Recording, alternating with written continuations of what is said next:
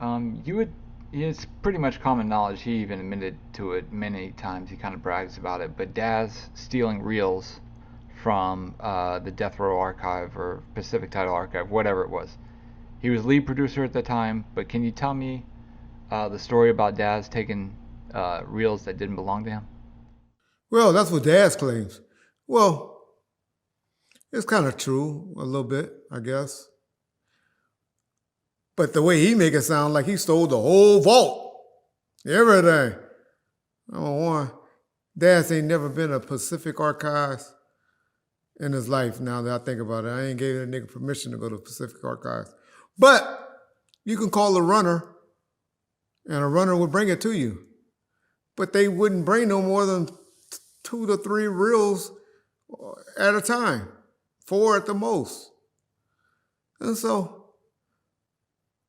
we have gotten word that Daz had, because I told you of the relationship with Maria, right? Had some reels at the house where they lived. Like, really, Maria? Daz got some, would you bring them up there? It was at Track Studio. Butch Small, for those of y'all know, Butch Small was there. And I said, bring them up. And Suge was up there entertaining Maria, and she brought them up there. Loaded them up in the back of her G-Wagon and brought them all up there. And I said, I just want to listen to them, Maria. See what's on there. But, because we didn't want her getting beat up or anything. So what I had Butch do, I had a bunch of blanks, and I had them take the reels out and put the blanks into the box and told her, take these home. She did that on 2 different occasions.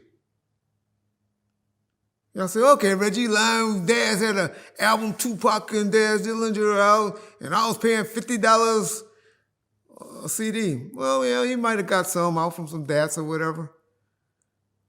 But trust me. For those of y'all believe Daz is the one that linked out the Machiavellis, number one, he didn't have access to that. They came from a dad. But 2, if Daz Dillinger had anything with Reggie Wright rapping on it, it would have been Daz Dillinger and Reggie Wright. Daz Dillinger and Snoop Dogg. Daz Dillinger and anybody. Because Daz loved to be on beats. Daz loved the shine more than the grind, the gold, the money. You either want the shine or the mine. Daz loved shine more than mine. And he would have been on every song if that was the case.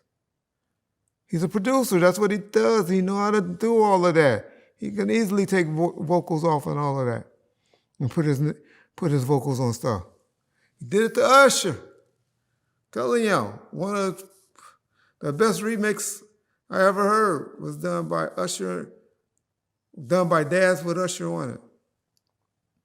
That's what he do. Art of that, king of that, back in the 90s.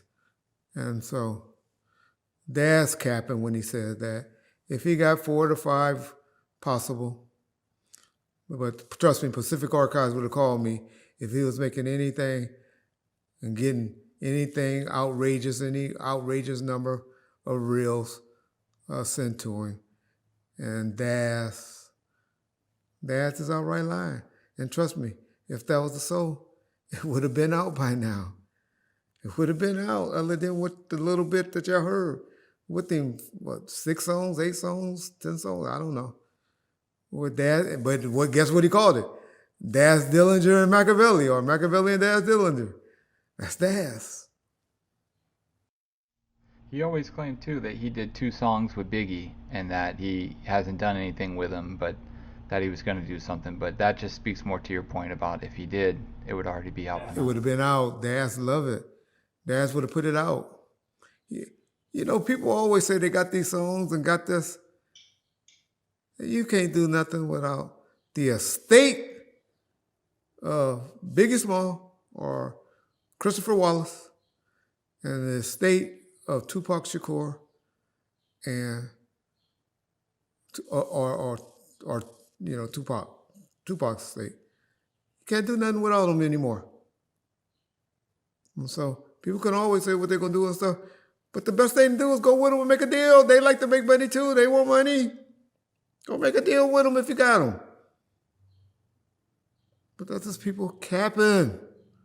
But if not, they're do a deal. They looking for material. Why y'all thinking ain't been no Tupac albums? They ain't got it. They got a little bit, but they probably release that when they do their documentary that they're working on. They gonna do some new songs. They gonna give y'all something new, but it ain't no albums worth. And they looking for it. They call me daily for footage and material and licensings and stuff. I sent you an email, John, when we were trying to get some stuff right. And so, man, I mean, they looking. So if you got it, stop trying to go around it. Stop trying to beat them. Go and make a deal with the estates. They'll pay. If not, oh, I thought I had. If they ain't talking right, the paperwork ain't right. You ain't got to beat people. People play fair now, especially when it's limited. Why you think? Go try to buy a steak right now at the grocery store. They higher now. They talking about right now Similac. What happens when stuff get a demand? Companies start trying to make deals, and what they do, they raise the price up. When there's lack of something, the price goes up. Okay, speaking of Dre, you had mentioned that Damon Thomas got slapped by Dre at one point. Do you know that story? Can you talk about that? Don't know the story. I just know that's why we got on Damon's radar because Dre was really signed with Ray Parker Jr. back in the day, and I did some stuff with Brandy. Did some stuff with some music with Brandy and stuff when she was hot in like 94, 95. And so that's when Pac and them got, he got on Pac's radar or Danny or I don't even know how the introduction. I think it was because of the settlement because Suge had to work that deal out because even though Dre got to walk away, we still had to deal with his lawsuits and stuff. And yeah, Damon got bitch slapped and slapped the shit out of him by Dre, which is understandable because he's a bitch. But yeah. Okay.